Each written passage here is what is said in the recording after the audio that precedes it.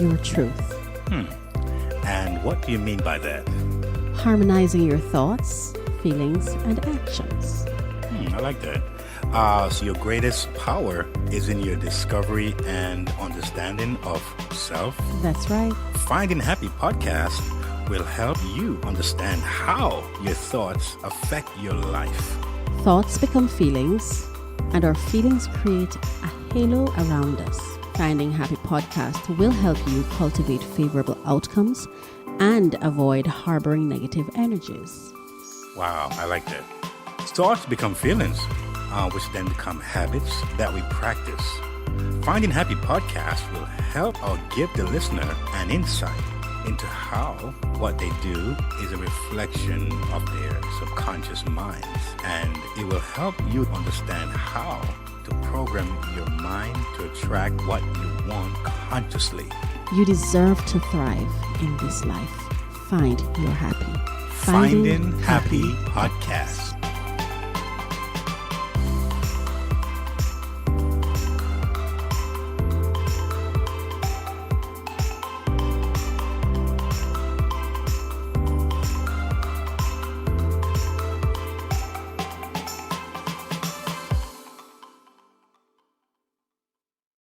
Talk radio. It's UMERADIO, touching your airwaves like something you've never heard before.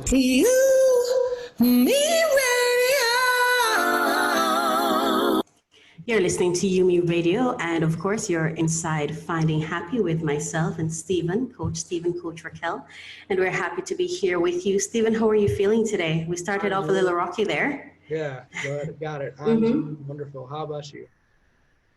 You know, I am feeling very thankful. A very thankful space. I'm happy that I'm here, moving my neck all over the place. 2 days ago, I couldn't move my neck so freely because I was really, really ill. I was in a lot of pain, spent a lot of time on my back on the floor. It gives you a lot of time to think. Yeah. So I'm very happy and I'm very thankful today that I'm just able to be here sitting with you having this conversation on a lot of meds. But I'm very thankful anyway. So today we're going to be having our guest join us around 10:30. Okay. Which is in a few minutes. Yeah, but until then, I wanted us to have a conversation about the top 5 things that we think are wrong with us. That's the topic today, and I just want to pull up a blog that I shared. I'm going to pull it up in a minute, but your thoughts? What are you want to start? The top 5 things that I know that are wrong with me. One would be I am very headstrong.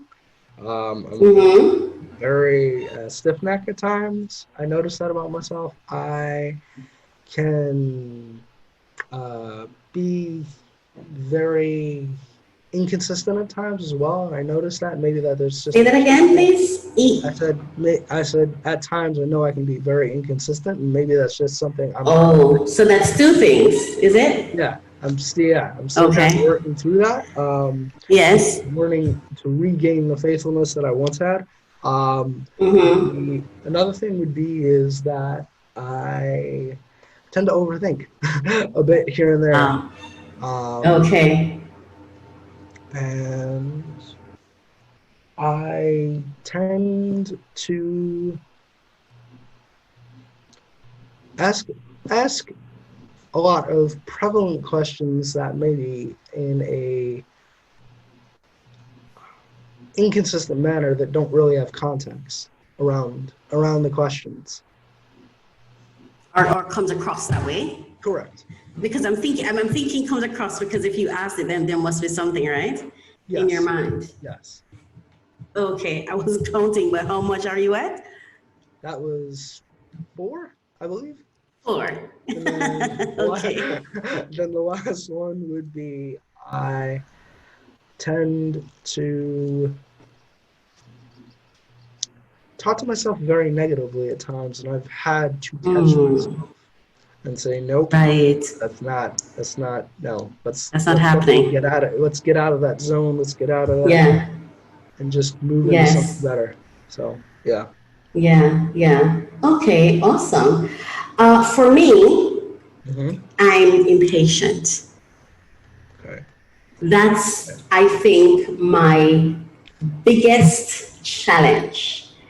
Okay. Learning how to manage my ability to wait, Mm. to be patient. Okay. That's one of the things that I struggle with. Just one, yes. So patience is one of them.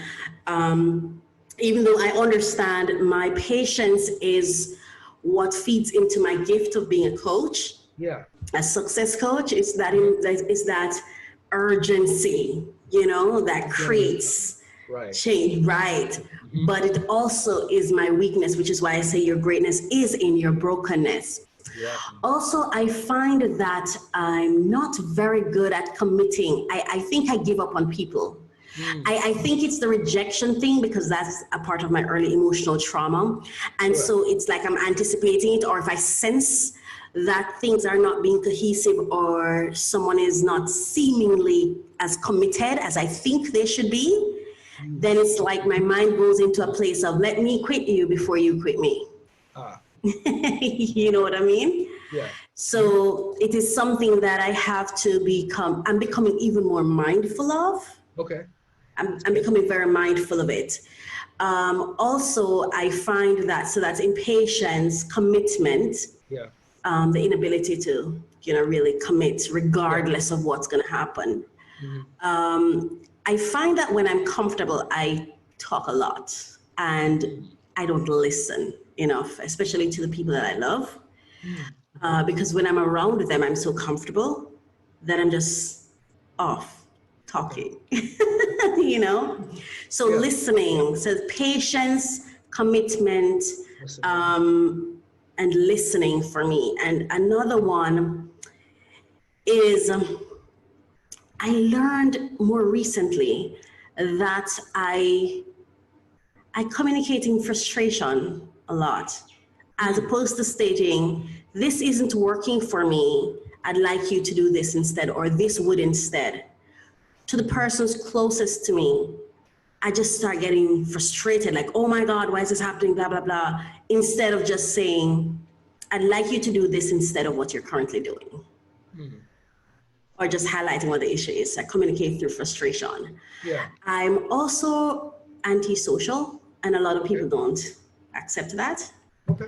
But I'm actually trying to learn how to have a conversation, how to follow in a conversation with someone who is not necessarily in my close inner circle, because I'm such an introvert. Sorry. Yeah, I'm such an introvert.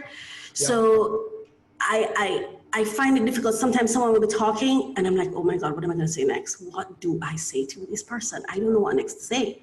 Right. I'm at a complete loss of words. And I think it's because I'm so introverted. So those are my top 5. And I just want to share this blog. Share this blog with our listeners and viewers. 5 things wrong with me. How well do you know yourself? And what inspired this conversation is I'm an avid listener. Avid viewer of Divorce Court, and it's in my blog. And let me just go ahead and read the blog because what I'm about to say is in it. I am an avid viewer of Divorce Court and a benefactor of the wisdom of Judge Lynn Toller. She often asks her guests, the couple seeking her wisdom, to list 5 things wrong with them. I find it so interesting that sometimes people avoid saying something is wrong with them. However, we all have flaws, and our flaws make us beautiful. Oh, I forgot. I'm using 2 screens. Let me scroll down. Yes. Knowing others is intelligence. Knowing yourself holds true wisdom. And that's by Harry Nam. And also Recover Heart Facility. That's harrynam.com. Knowing others is intelligence. Understanding yourself is true knowledge.